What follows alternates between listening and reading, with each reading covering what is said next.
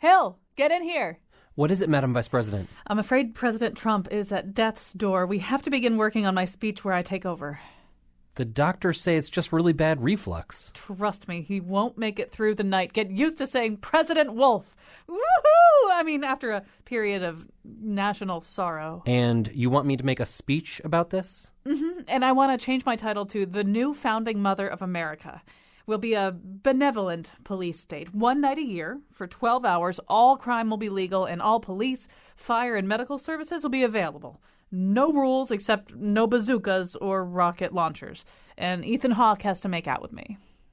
That's basically just the plot of those Purge movies. Well, can I at least keep the Ethan Hawke part? No, it's undignified. All right, well, then bring me the head of Katniss Everdeen. At the risk of offending you, you seem totally unprepared to take on the job of president. You've made no attempt to master policy, and your head is full of nonsense from pop culture. This is because I'm a woman, right? President Trump was never held to these standards. Let's listen to a show about year 3 of his first term. And now officially classified as a fish-faced enemy of the people, Colin McEnroe. What are we doing here? Very good question.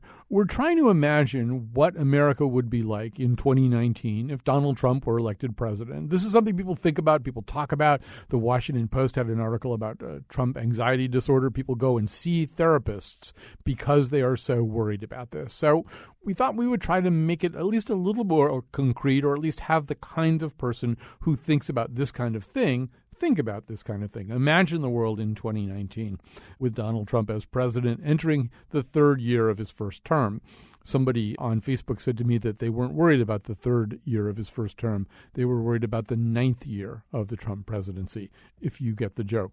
Anyway, we're going to talk to a whole group of different experts, people coming at this from lots of different fields. For the most part, these people are going to have a somewhat negative attitude towards the notion of President Trump, but we do have a Trump supporter who can sketch out a much more morning in America view of things. So buckle your seatbelts, and we're going to begin with John Max. He's the author of the book Monologue, about his work as a writer of late-night comedy monologues. So John Max, in general, obviously, late-night comedy really does mine the presidency, whoever the president is for comedy. So what's it going to be when Donald Trump is president? Is it going to be possible to find a specific trait of his to lampoon, or is he already kind of pre-lampooning himself? I think with Trump, fast forwarding to 2019, it's enough to make me want to get back into writing late-night comedy full-time. And the reason is this. With Clinton, you had a multi-layered character, but he didn't really say stupid things. Mm-hmm. With President Bush, you kind of had, in many ways, a one-dimensional character, but sometimes said things awkwardly. With Trump, you've got both. Mm-hmm. I mean, you've got somebody who's got a lot of layers and a lot of different dimensions of personalities to make fun of, and at the same time, he is saying something outrageous every day. The challenge for a comedy writer is going to be how do you put the funny on the funny? Just the statement in of itself is going to be funny. The other problem is, that I would imagine anyway, is that there has to be some kind of implicit resistance to whatever comic trope you're applying. In other words, President Clinton did not in any way sort of come forward and say, I really do have sex with too many women and I probably eat too many French fries too. And President Bush didn't ever really come forward and say, we're going to really get down to it, I'm not that smart. He might make little jokes about it, but that wasn't really his position about himself or the position of his handler.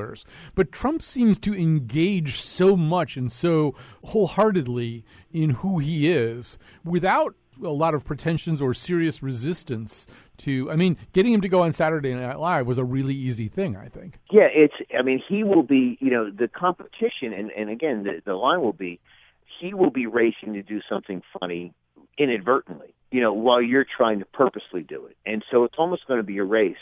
The other thing with Trump, what I found is, that the minute you try to do, with stuff I'm writing now, the minute you try to do a joke or something, 15 minutes later it's old because he's done something else. There's nothing with staying power. And that might, actually in this world of comedy, might work better. But it will be, like I said, when he says he's going to create 10 million new jobs, those are all late-night writers. Those are the jobs he's creating. Well, now the other way to look at this is, I mean, members of the press even talk about, being in rooms full of his supporters where they actually feel a little bit of danger, and sometimes even he seems to be stirring up the crowd against journalists. He clearly, he may seem like he's a good sport about going along with jokes, but there's another way in which he angrily resists characterizations. I don't know, have comedy writers ever felt in danger in this country, or is it is the court jester for Lear still kind of the safest place to be if you're in Lear's court? Well, I'll find out after I'm audited by the IRS. But, I'll let you know. This could be the first time the Secret Service has to protect the public from the president versus the other way. I mean, they'll be wrestling the president to the ground to keep him from attacking people. I honestly think that when you're a comedy writer, and that's what you do, and you tend to be political, it's not that you're fearless, because I certainly have, my million fears. But you enter it and you do it because you're a bit of an anarchist. Mm-hmm. Because whoever the king, you want to take the king on. And it doesn't matter who it is. That was John Max, who has background as both a comedy late-night monologue writer and a political speechwriter. Let's hear from someone else. President Trump here in 2019 is still using the same, as it were, theory of truth that he's used when he ran for president, which is what's true is what the loudest voice in the room has to say. Mm-hmm. And he always thinks of himself as the loudest voice in the room. And now, of course, that he's president, that is in many ways exactly right. You're listening to Michael Lynch, a professor of philosophy at UConn and the author of The Internet of Us, Knowing More and Understanding Less in the Age of Big Data. So I think that one of the things that President Trump is going to continue to be particularly good at and concerned with is controlling the flow of information. Mm-hmm. Trump, the candidate, was excellent at dispensing all sorts of information. Most of it was really bad, false, unjustified information. But nonetheless, he was really good at distributing it. And he's now, with the force of the federal government behind him, he's even better at it. So we talk about net neutrality, and when we talk about it now, we're talking about basically everybody being on more or less the same footing on the internet, and companies not being able to buy their way into access lanes on the internet where their information moves better or faster, those kinds of things, that it is this flat democratic space. That's what we mean by net neutrality now. Now, what we don't anticipate so much is the notion that when we got on the internet, we couldn't go anywhere we want. Right now, we can go anywhere. If we get the passwords or whatever we need, we can essentially travel as we do on the interstate highway system, anywhere we want to go. I would imagine that might be something that a person very concerned with the flow of information might want to change. How changeable is that? It's incredibly changeable. I mean, one of the things that we know now is that certain governments have been very good at blocking out certain parts of the internet. China, of course, is a very famous example of this, but not the only example.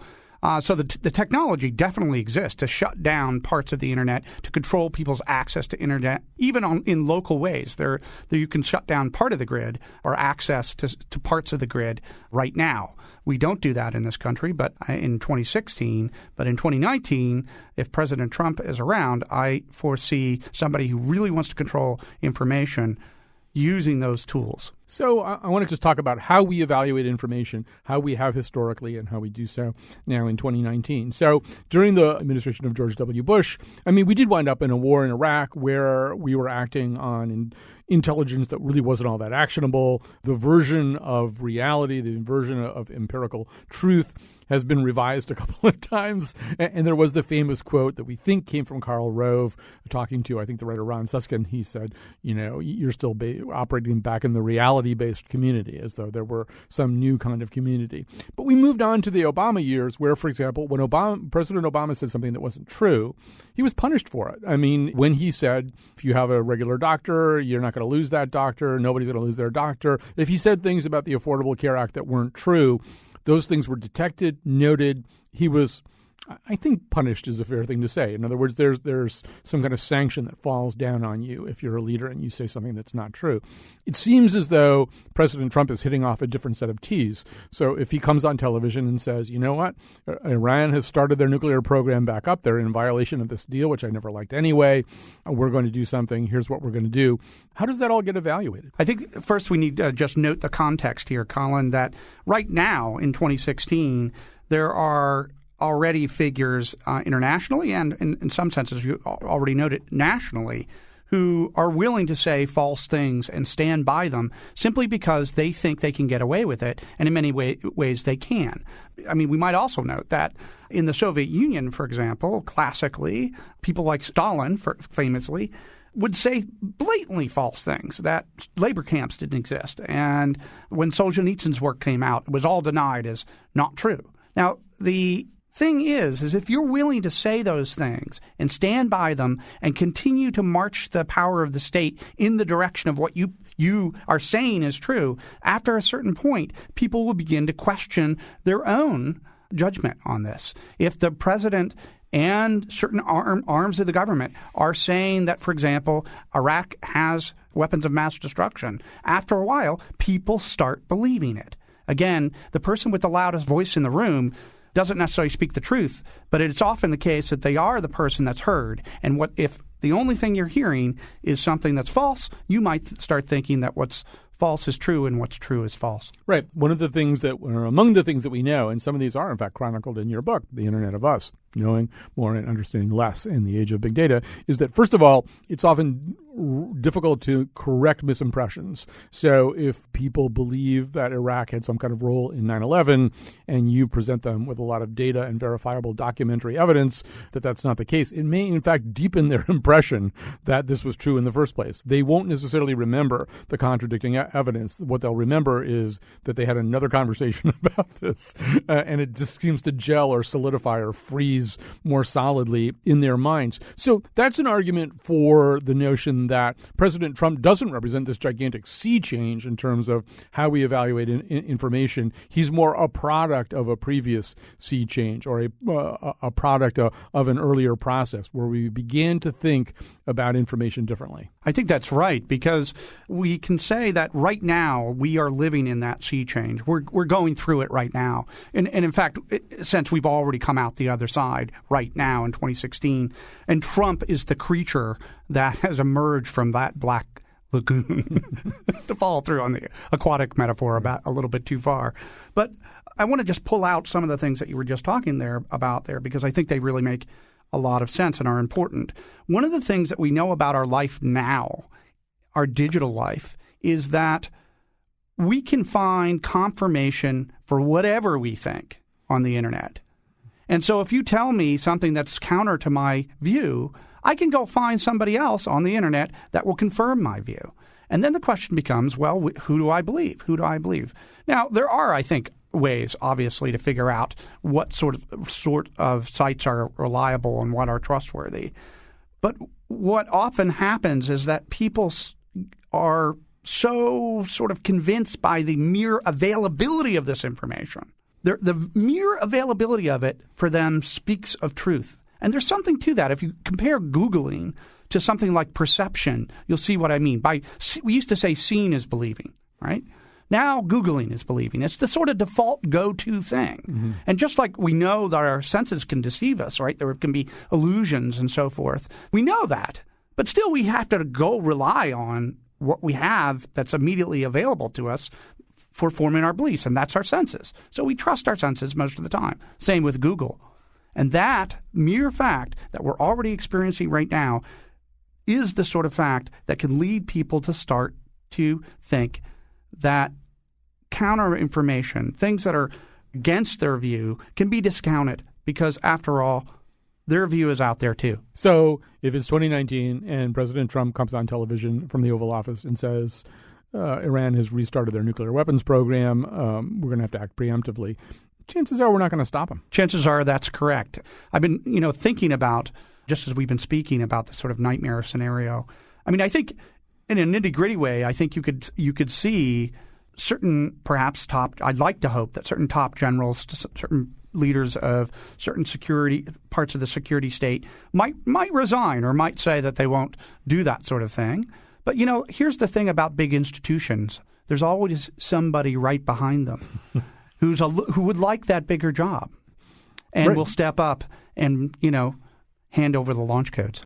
I mean, it's not surprising that he is sort of polite to Vladimir Putin. They're both in the same style. They're both pretending to be strong men. That's the futurist and ethicist Wendell Wallach. They're both characters who are not likely to be losers, and they might turn us all into losers before either of them would accept that role.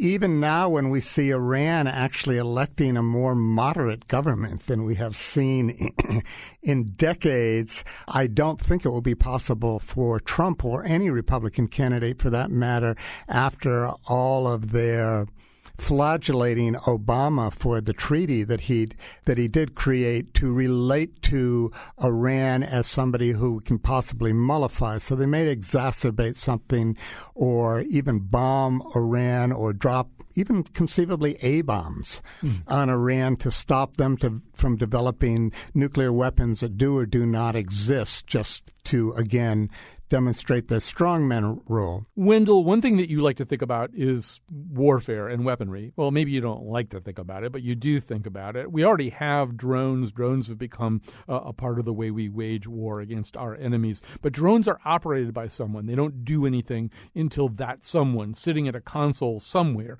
tells the drone to do what it does. The next generation, obviously, is lethal autonomous weaponry. That would be a kind of weapon, whether it was a drone or some kind of robot soldier, a weapon that could make its own decision to fire and possibly kill.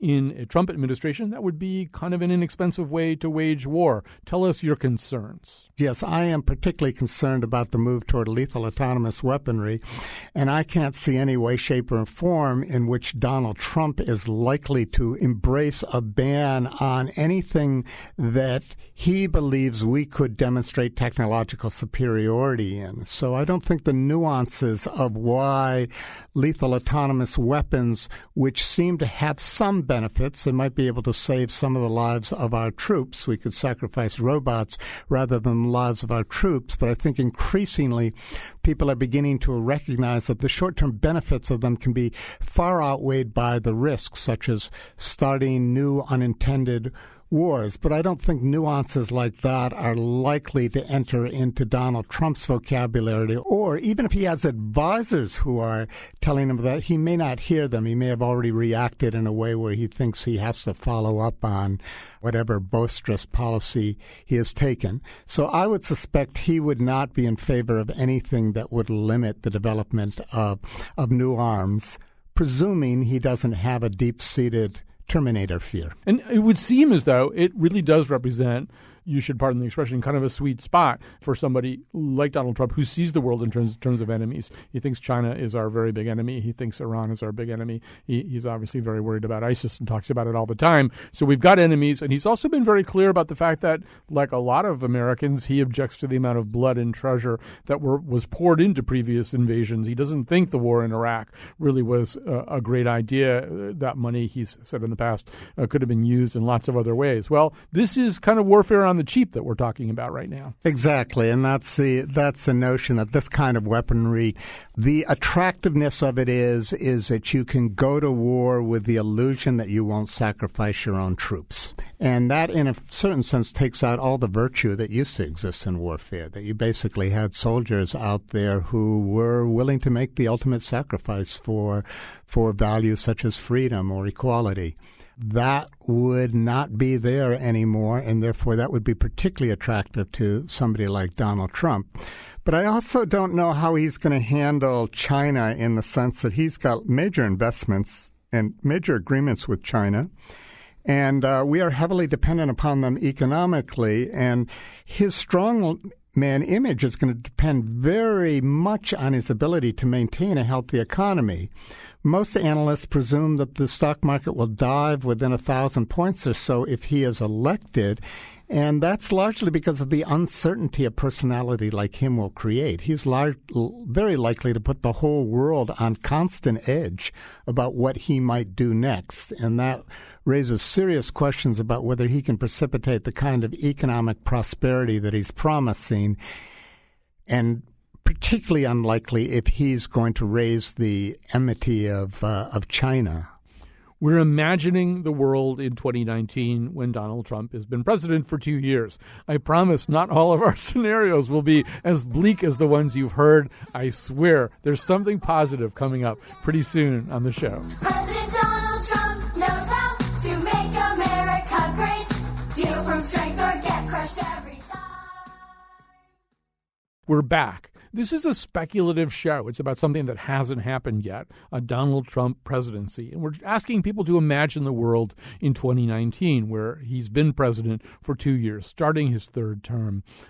Many of the people that we've spoken to about this have a rather bleak outlook about this all. But I've also spoken to people who are very hopeful about the idea of a Trump presidency. I absolutely wanted you to hear from one of them. We're talking to a woman named Donna. She's not entirely comfortable using her last name because she's in Connecticut, where not everybody is all that sympathetic to her views. But I'm asking Donna to tell us, first of all, a little bit about a trip she took that made her think about what needs to be done in the present. March 2015, we took a trip out to Colorado and drove around Colorado in that area.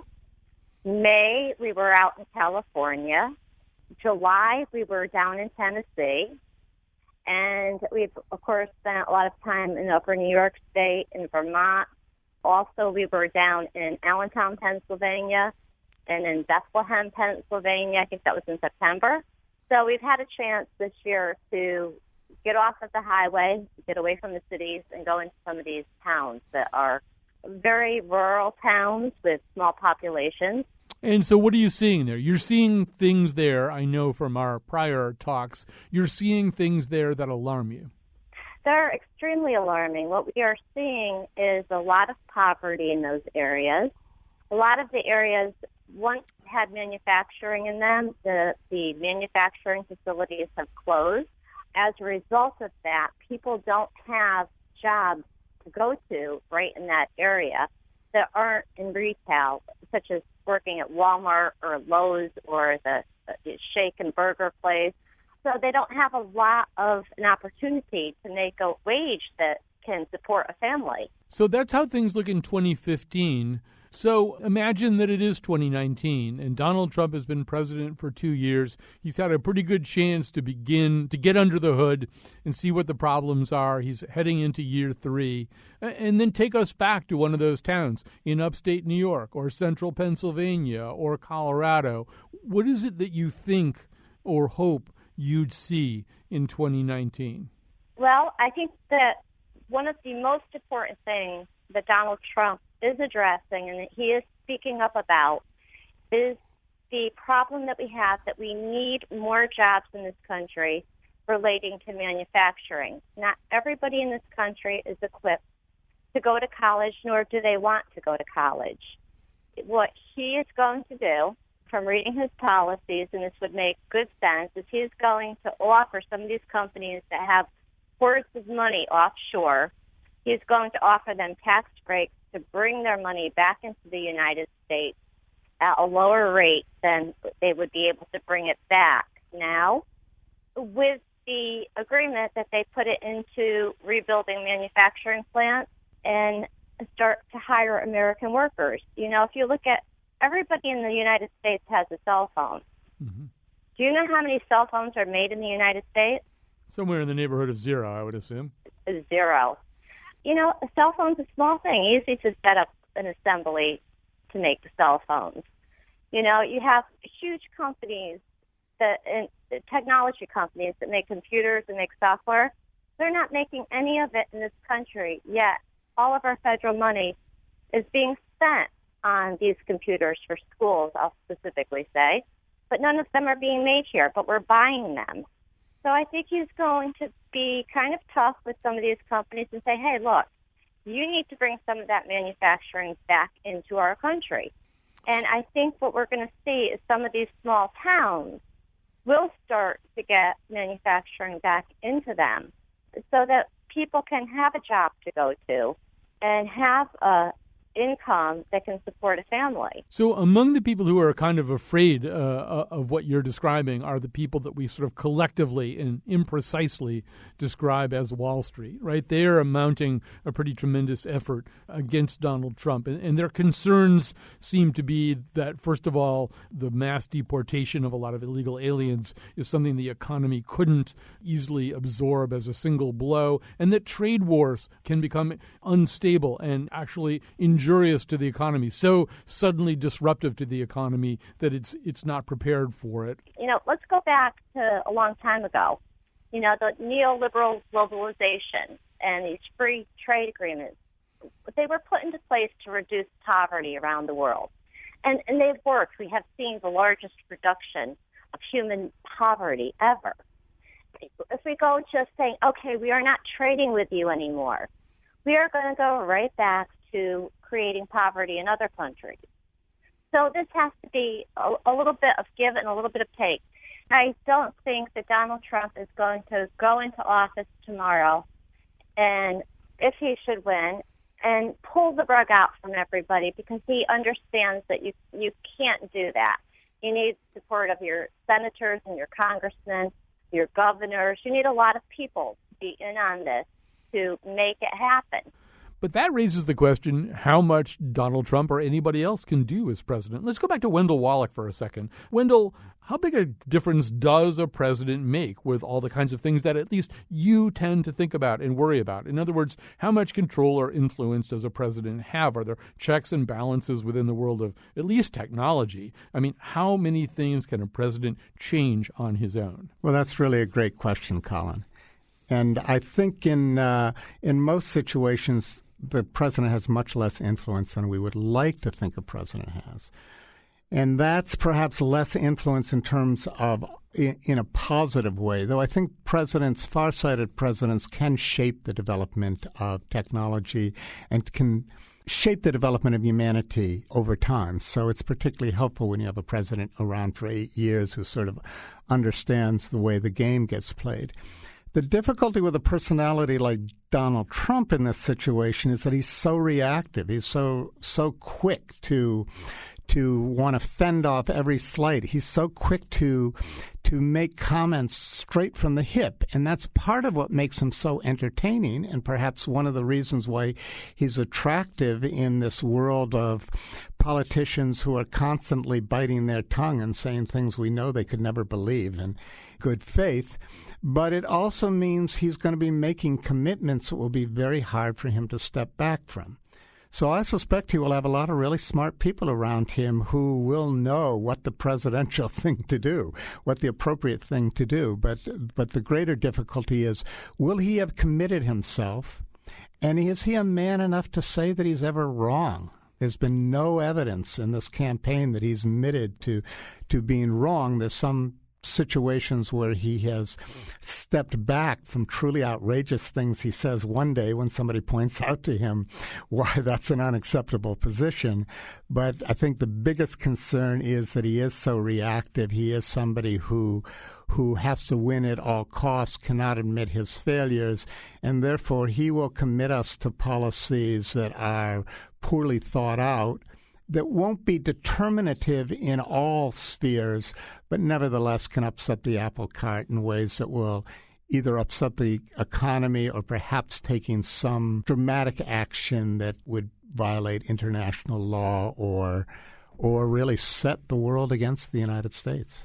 And on that cheerful note, we thought, for that matter, who really can control the Donald? Imagine that he is, instead of the Donald, he's Dotus. He's Donald of the United States. Would it be possible to tell President Donald Trump what to do and what to say? Let's say you were his speechwriter. Let's say you were John Max, his speechwriter. Hey, John, could you tell Donald Trump what to say if he were president? The first thing I would do is say, look, it's the old let Reagan be Reagan, you let Donald be Donald. I think you don't give him, I think giving him a written speech would be a mistake. For most speeches, I'm going to put the State of the Union apart for a second. Mm-hmm. For most speeches, what you would do is I would just give him his 3 message points. Mm-hmm. I'd say, rather than just ramble, just try to say these 3 message points. So you look at Clinton in 1992. Everything that Bill Clinton did was always about, is the economy stupid? We need to have health care reform and change versus more of the same. So anytime that Bill Clinton would make a point, it would relate to one of those 3 key parts of the message triangle. And that's what I would try to do. I don't think you can really rein Donald in, but I think maybe if you give him a wide corral like that and say, try to stay to that would help.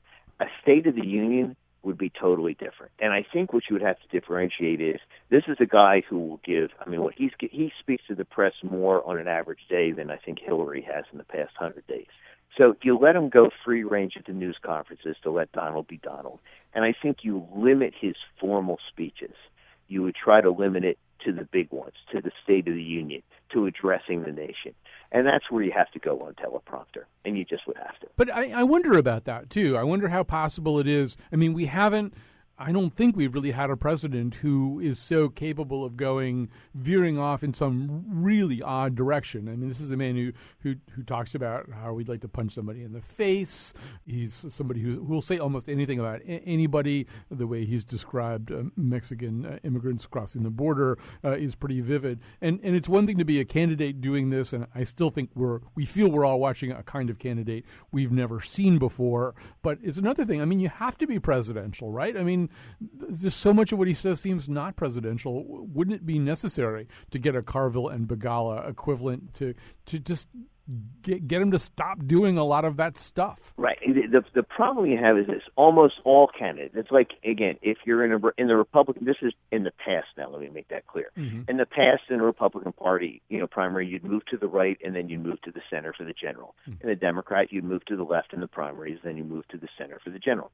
That was a standard role. And then once you became president, you acted presidential. The office itself, the power, the majesty, the being in the White House, the sense of responsibility would take people even who didn't have the necessarily the greatest self-control and made them act presidential.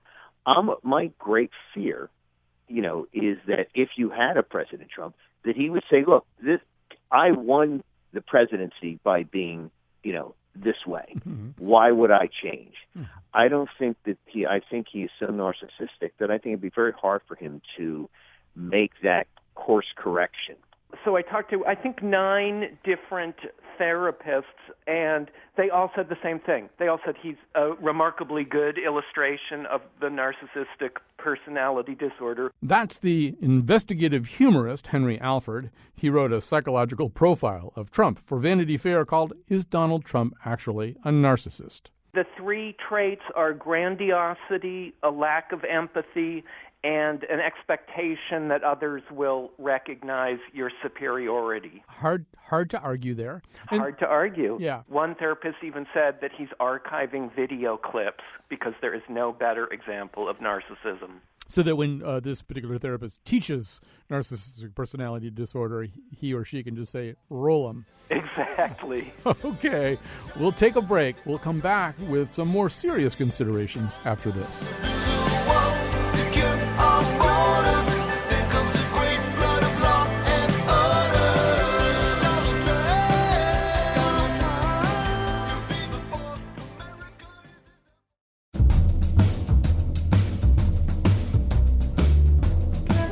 Today's show was produced by Jonathan McNichol and me, Kyone Wolf. Greg Hill appeared in the intro and tweets for us at WNPR Colin. Our interns are Stephanie Reif and Ross Levin. The part of Bill Curry was played by Eric Trump. For show pages, articles, and the secret plan to change here and now to Trump and Trump, go to our website, wnpr.org/Colin. On tomorrow's show, Batman.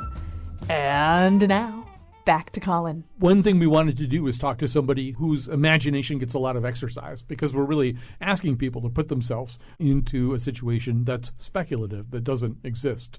And so these days, science fiction is often even called speculative fiction.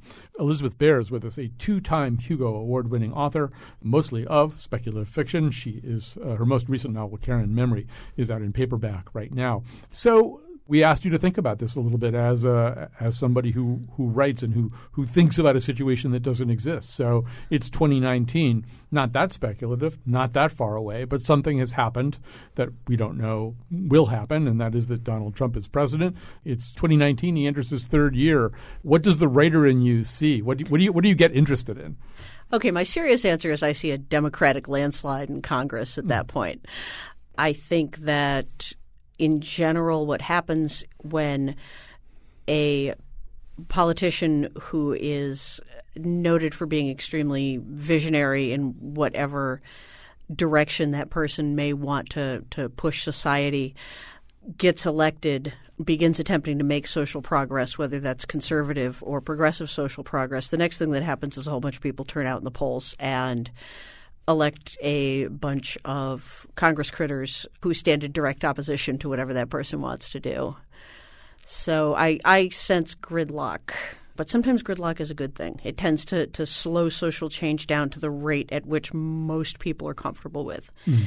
And I do think that a lot of to be really serious for a moment, I do think that a lot of the current support for some very reactionary politicians has to do with people who have historically had a lot of social power in the U.S. feeling like other people are also starting to have social power, and assuming that means that they will be treated the way they treated everybody else. So gridlock is a very arguable and very plausible outcome from all this. It probably is the worst Elizabeth Bear novel ever. We want to gridlock. Yeah. If I were writing this as an actual novel and looking for the maximum conflict and the testing to destruction, it would involve armed revolution and violent voter suppression and people taking to the streets and something closer to the Orange Revolution in Ukraine about a decade ago. You know, you want some violence. You want some angry people shouting and waving placards and tearing their shirts off. That's where you get your drama. And you also want some palace intrigue. And absolutely. It seems to me that, not to wish anybody any ill, but Donald Trump's a 69-year-old man taking over a very stressful job. If I were a novelist looking at this, one thing that would occur to me is maybe by the end of 2 or 3 years, he's not the president. And maybe either his departure has been arranged by somebody else, I Claudius style, or well, you know what they what they used to call arsenic? Inheritance powder. So that, if you're a novelist, gets you thinking, well, so there's Donald Trump, who's a little bit of a cult of personality, but you'd really want to think about, well, absolutely. Who you can't be president all by yourself. You have to bring all kinds of other people in there. So who are those people? Well, even as a chief executive, he's going to surround himself with yes men. It's his style. Yes men, yes women, yes androids. It's 2019. We might have androids. Okay, now gold-plated.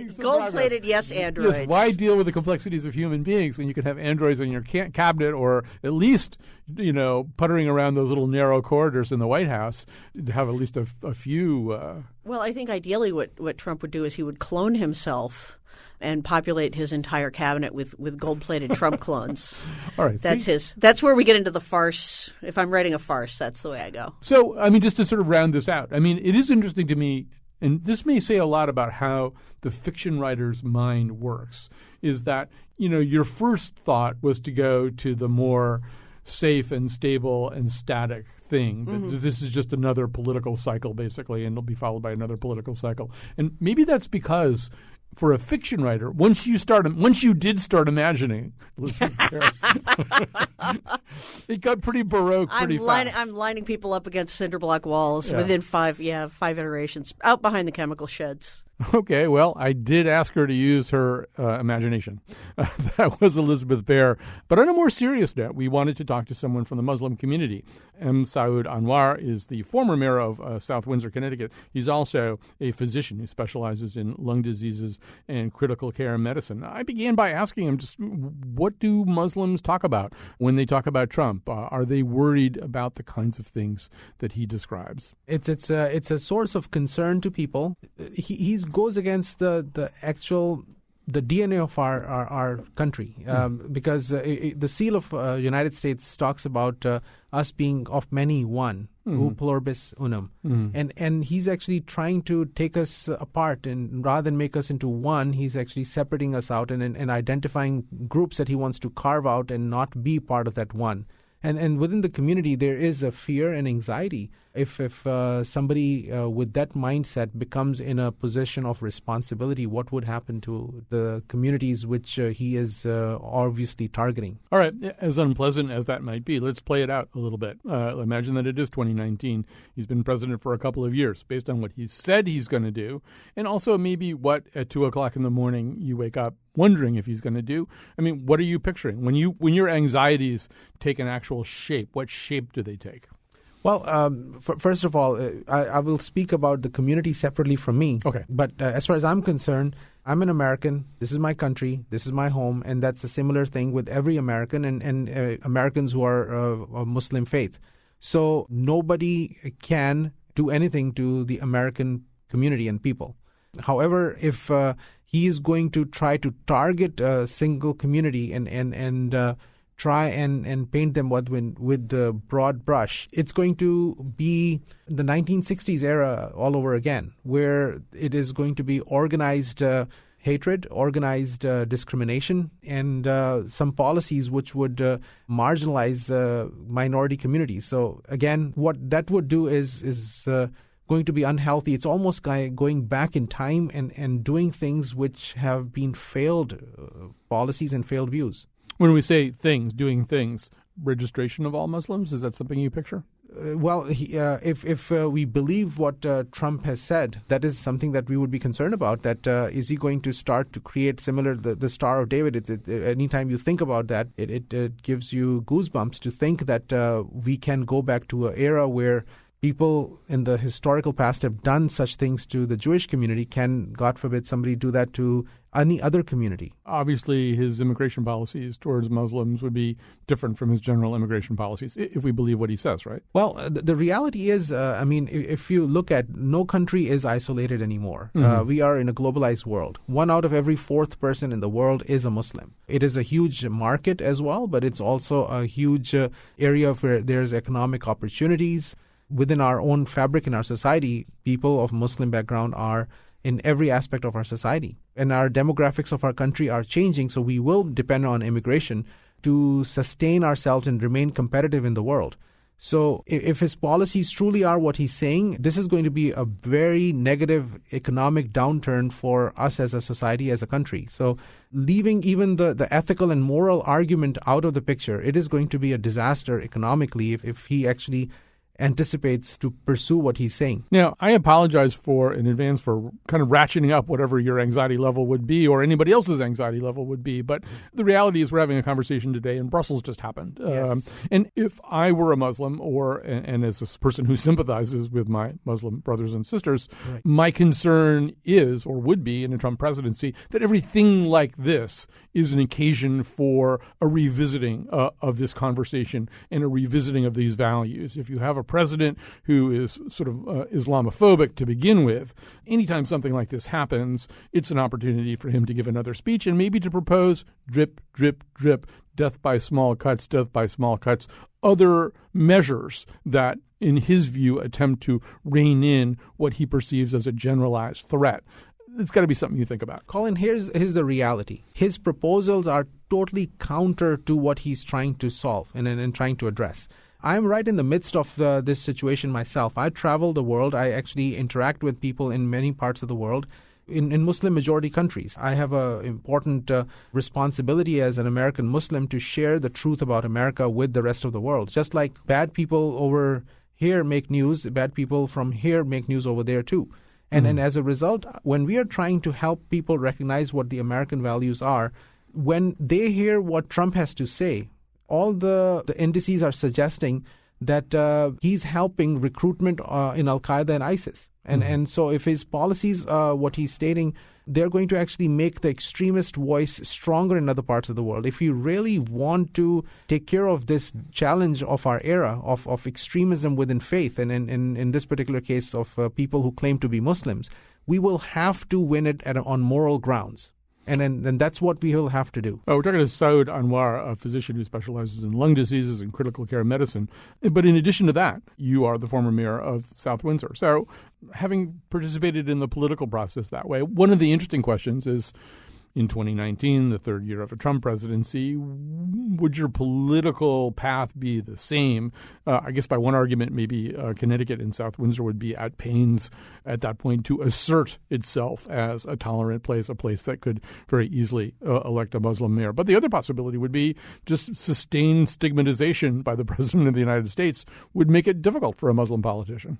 I trust the people in my town, and I trust the people in the state of Connecticut. I strongly believe that we have a value system which is based on acceptance and respect for other. And if somebody within our society, even in the position of a big responsibility like a president, is going to have blatant bias against people, I think the basic values that we have in Connecticut and in our society would actually counter that and would stand up to such bigotry. Okay, so that got us thinking about how, in fact, people are evaluated in a society. For the most part, although there have been some exceptions, for the most part, now we accord everybody equal, what is called by philosophers epistemic equality, which means that their thoughts, their ideas, their brains are fully equal and worthy of participation in a democracy. Everybody gets to vote. Everybody gets to serve on juries. Nobody is considered by virtue of who they are not worthy of having the kind of participation at the level of thought and ideas in our society. So we went back to philosopher Michael Lynch and talked about that, particularly vis-a-vis Muslims, with the possibility of things like registration out there. How does that affect our notion, our American notion of epistemic equality? Trump is going to see voters as his customers. That's how he thinks about the world. And his customers are his loyal customers are the people who voted for him.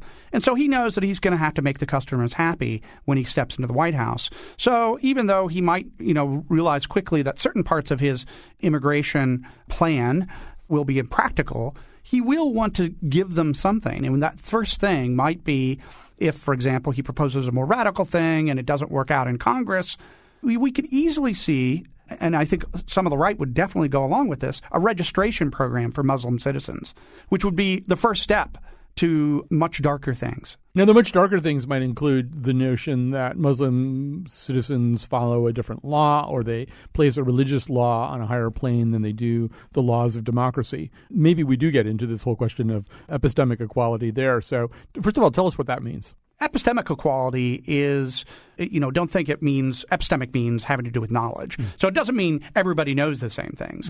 What it means is that we all have the equal capacity to be treated as a knower.